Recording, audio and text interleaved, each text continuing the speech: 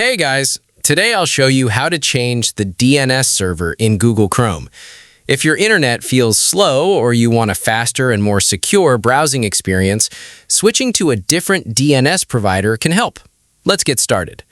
First, open Google Chrome on your computer. In the top right corner, click the three-dot menu, then choose Settings. From the menu on the left, select Privacy and Security. After that, click on Security.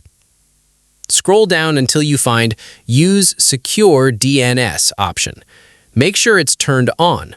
Once it's enabled, click the drop-down menu under Choose a DNS provider. Here, you'll see several DNS providers to choose from. A popular option is Cloudflare 1.1.1.1 because it's known for being fast and privacy-focused. You can also select Google Public DNS if you prefer Google's service.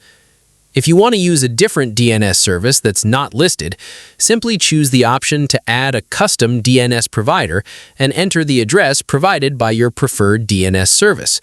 That's all there is to it.